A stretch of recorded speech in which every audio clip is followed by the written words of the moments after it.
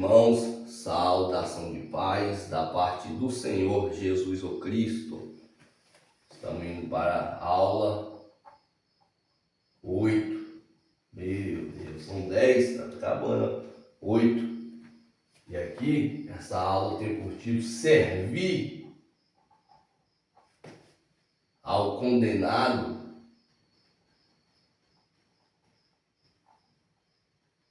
é traição. Servir ao condenado é traição. Meu Deus. Servir ao condenado é traição, meus guerreiros. Como pode você servir ao pecado que já está condenado? O inimigo que já está condenado. A carne que já está sentenciada. Nós chegamos no presente século que os homens, eles servem o diabo, o pecado e o lugar que habita, que é a carne. Meu Deus, não reconhecendo o grande favor, o grande feito, o grande sacrifício de Cristo Jesus, não reconhecendo. Quando nós pegamos o próprio Romanos 6, 16 a 23, o próprio Romanos 7, do 23 ao 25, o próprio João 12, versículo 31, o próprio Colossenses 2, versículo 15, nós vejamos o fracasso, o inimigo, que o pecado e que a carne se encontra. Imagina o que esses textos revelam? Revela o fracasso.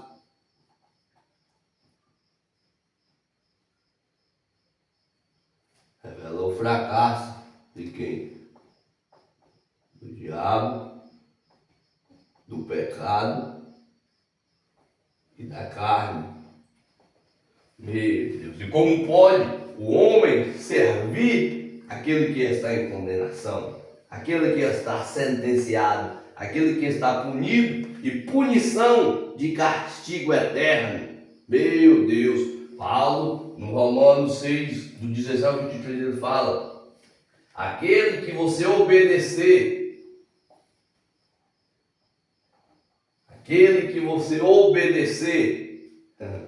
ele será o teu Senhor e você será o servo dele. Olha que assunto tremendo. Meu Deus. Ele será o teu Senhor e você será o servo dele.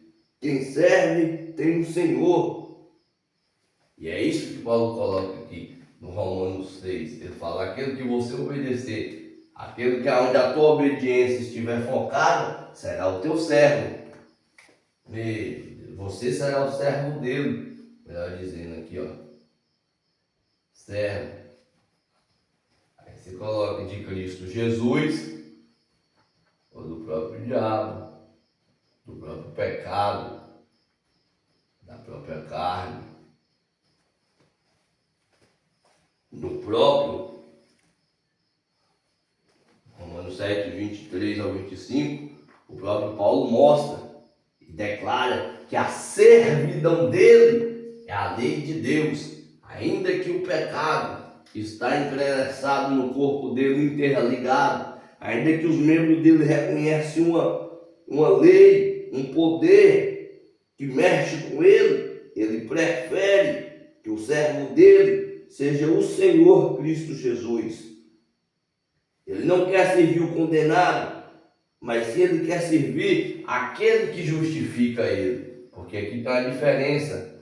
Aqui está a diferença. Quando você serve essa trilogia aqui, meu Deus, que meu irmão. Qual é o estado dessa trilogia? Fracasso, condenação, sentença, punição. Quando você serve Cristo Jesus, você está servindo o vencedor, o exaltado, o libertador, o Senhor. Meu Deus, esta é a questão. E como pode alguém servir aquele que está em estado de fracasso? Como pode alguém servir aquele que está em estado de condenação, aquele que está em estado de sentença, em estado de punição? E como pode alguém servir alguém servir e virar as costas para aquele que te libertou, para aquele que é o teu Senhor, para aquele que é o vencedor e o exaltado? Uma grande traição você faz. Como pode rejeitar o sacrifício desse tal libertador, o sacrifício, o ato desse tal vencedor, e querer ficar do lado do condenado, e querer ficar do lado daquele que está em fracasso, do que está punido, do que está sentenciado? Quando você fica ao lado dessa trilogia, você está com um rei, ou está com um rei, o rei que está sem trono, um rei que está sem trono.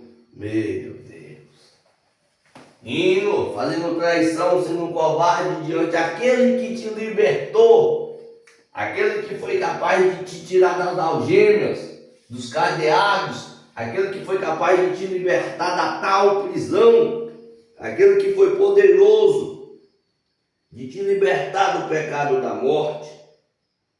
Se você permanece neste pecado, condenação terá, sentença terá. Se você obedecer, então você está na justiça e você faz parte dos justificados.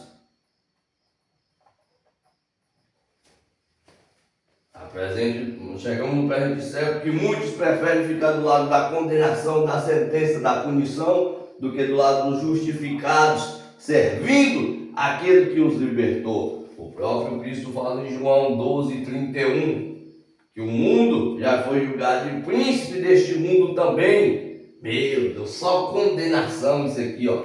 Só sentença, só punição, só castigo eterno. No Colossenses 2,15 é mais ainda.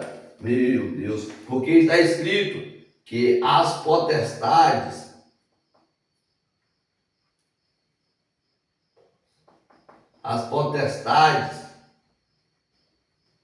os principados,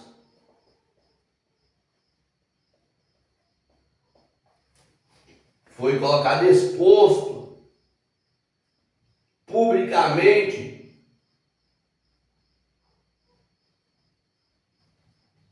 punido por Cristo em si mesmo. Meu Deus, como pode servir ao condenado? Como pode servir ao sentenciado? Como pode servir aquele que quer te devorar? E isso é tão tremendo, meus irmãos. Isso é tão tremendo que a expressão que Paulo usa, que é a expressão a PEC do somenos, aqui ó, a PEC do somenos. Meu Deus, essa expressão, ela é de grande valia. Essa expressão mexe com a nossa alma quando nós entendemos ela na sua tal profundidade. O grande despojar, o grande arrancar armas, porque essa é a expressão que aparece em Colossenses 2,15.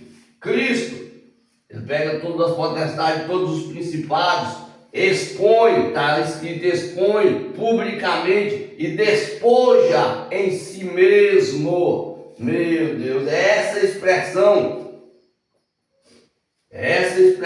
despojar.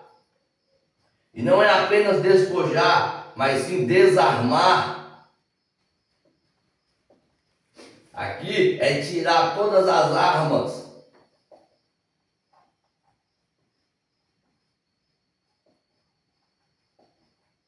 E como pode você querer ficar do lado daquele que é perdedor?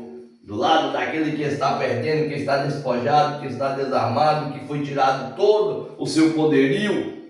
Olha a expressão que Paulo usa, apegue do somenos. Esta é a expressão. Não fique do lado do condenado, não fique do lado daquele que está desarmado. Quando você fica, o próprio versículo Colossenses 1:3 mostra a transferência desse grande reino. Aqui, ó.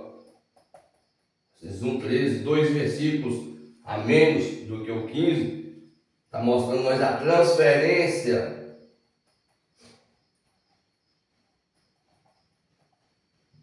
de reino.